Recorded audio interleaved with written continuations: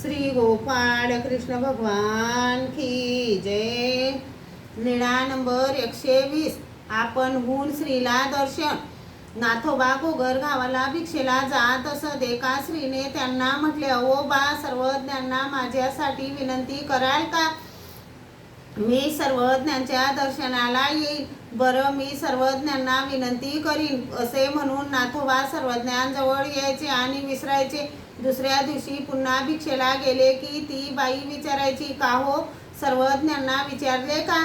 नाथोबांनी म्हटले, नाही, मी विसरलो, आज विनंती करू। पुन्हा विसरायचे। पुन्हा ती बाई विचारायची, का हो, आज विचारले का? नाही, मी विसरलो। एके दिवशी त्यांनी आठवण राहण्यासाठी उपरण्याच्या पदराला गाठ बांधली। सर्वज्ञांजवळ आले। सर्वज्ञांना झोळी दाखवली तरी सुद्धा विसरलेच। सर्वज्ञ म्हणाले, मंडळी, का ही पदराला गाठ कशी दिली? मग नाथोबांना आठवले, हा जी, एक स्त्री मला रोज विचारायची, सर्वज्ञांना विनंती केली का?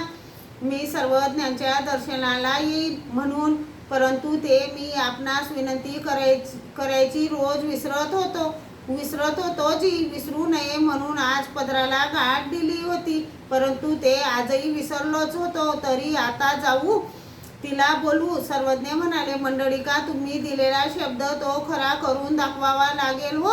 मग नाथोबा त्या स्त्रीला बोलवून घेऊन आले। त्या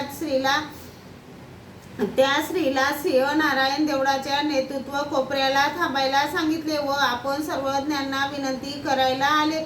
सर्वज्ञांनी श्रीचरणात प्रार्थने घातली। नाथोबा सर्वज्ञांसोबत जाऊ लागले तेव्हा बाईसा सर्वज्ञांना म्हणाल्या, हा बाबा, याला का नेता? सर्वज्ञ म्हणाले, बाई, मंडळी कू येतीचा अवयव की याचा येतो काही निरोधू असे? नाथोबा थांबले। मग सर्वज्ञ तेथे गेले, तिला दर्शन दिले, तिचा रजोगुण दूर करून निर्गुण सत्व प्रकटिले। मग त्या स्त्रीला जायला सांगितले। नंतर सर्वज्ञ आले व नाथोबांना म्हणाले, मंडळी, का तुम्ही का आला नाहीत?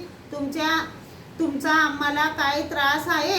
तुम्ही आमचा एक अवयव आहे की? श्री गोपाळ कृष्ण भगवान की जय।